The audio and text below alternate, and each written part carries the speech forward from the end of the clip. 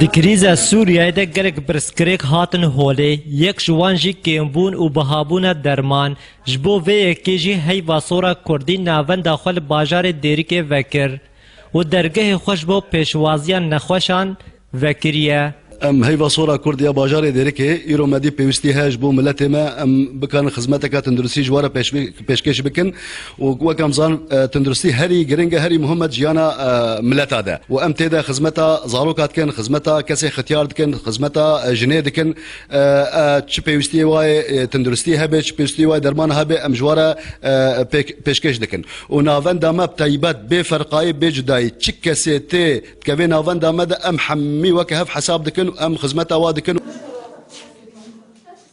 Li gorî berpirsên vê navendê bi awayekê rojane nîzî heftî welatiyên bajêr ji bo xwe îlackirin û standina derman serdana wan dikin.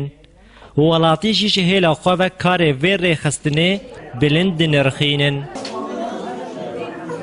Hin nexweşên ku serdana vê navendê dikin dibêjin ku hin cureyên dermanan nînin. Ji bo vê yekê jî ew neçarin ji dermanxaneyên bazarê bikirin. Her wiha daxwaza wan ew e hemû alav û pêwîstiyên vê navendê bên dabînkirin. Daxwanziyê me derman e.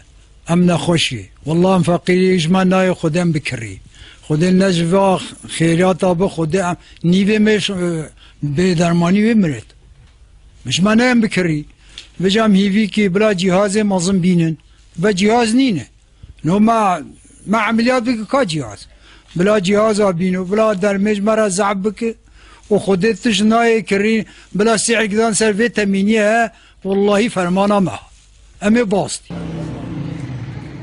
Heyva sora Kurdî yek ji rêxistinên rêveberiya Xweseriye û ji sala 2012 ve hatiye damezrandin û teneha jî 10 şaxê wê li bajarên kantona Cezîrê hene û xizmetguzariyên xwe yên tendurustî pêşkêş dike. Azad Çemkarî, Roda